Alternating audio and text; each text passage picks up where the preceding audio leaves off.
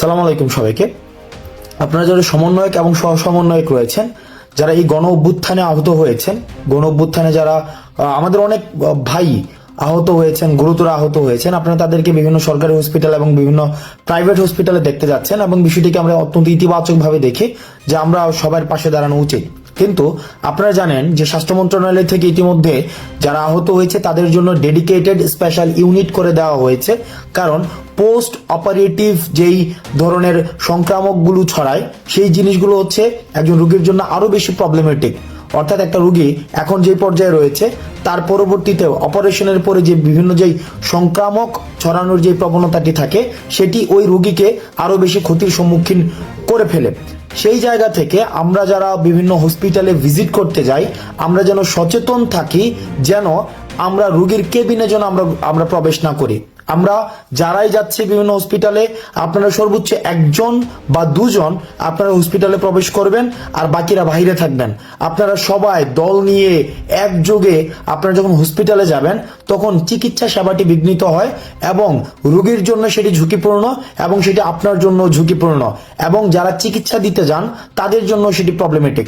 দুই নাম্বার বিষয়টি হচ্ছে যে আপনারা দেখা যায় কি অনেকগুলো অভিযোগ এসেছে যে আমরা নিজেরা স্বপ্রণোদিত হয়ে ডাক্তারদেরকে ইনস্ট্রাকশন দেই যে এটা কিভাবে করতে হবে, ওইটা কিভাবে করতে হবে, আপনারা এখনই চিকিৎসা করেন, এটা এখনই করে দিতে হবে, চোখের চিকিৎসাটা এখনই করে দিতে হবে।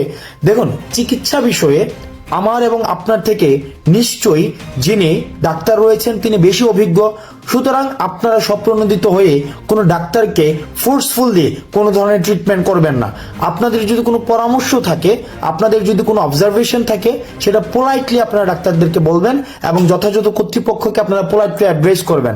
আপনারা যদি একদম স্বপ্রণোদিত হয়ে একটা দল নিয়ে কিছুক্ষণ পর পর একটা দল এখন গেল, একটা আবার 10 মিনিট পর আরেকটা টিম আসলো, আবার 2 ঘন্টা পর আরেকটা টিম হসপিটাল ভিজিট করতে আসলো এবং প্রত্যেকেই যদি ডাক্তারকে ইনস্ট্রাকশন দেওয়া শুরু করে তাহলে ডাক্তাররা চিকিৎসাটা করবে কখন?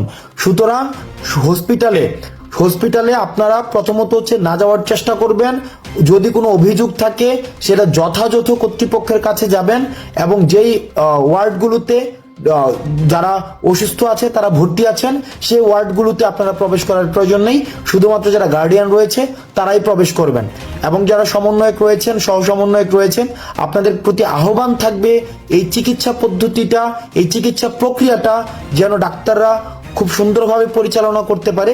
তাদেরকে আমরা বিভিন্ন পরামর্শ দিয়ে সহায়তা করব, কিন্তু তাদের সাথে কোনো ধরনের ইল ট্রিটমেন্টে, কোনো বাজে ব্যবহার, তাদেরকে ফোর্সফুলি কোনো কিছু বলা, এই কাজগুলো আমরা করব না।